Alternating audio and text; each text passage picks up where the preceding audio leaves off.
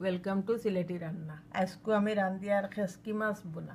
এটা আমার শাশুড়ির কাস্তনে আমি শিখছি। আমি 1 কাপ পরিমাণ রাখছি খেসকি মাছ, পেঁয়াজ বাটা 2 টেবিল চামচ, রসুন বাটা 1 চা চামচ আর একটা কাঁচামরিচ ফ্লেভারের লাগি অরেঞ্জের বাকল, তেল পরিমাণ মতো, জিরা গুঁড়া 1 চা চামচ, কারি পাউডার 1 চা চামচ, মরিচ 1 চা চামচ, হলুদ আধা চা চামচ, লবণ পরিমাণ মতো। এখন আমি সব এখানে মিক্সড করে লই।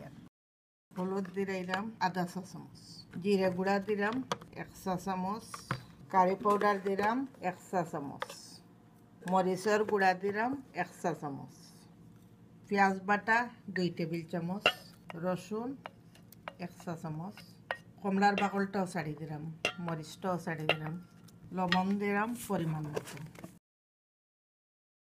তেল পরিমাণ মতো।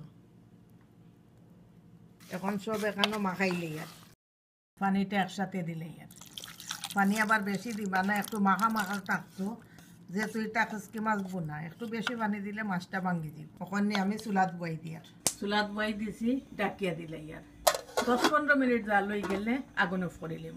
ওই গেল খেসকি মাছ বোনা। আমার আর একটা ভিডিও আছে খেসকি মাছের চচ্চড়ি, এই ভিডিও দেখতে পারবা। Thank you.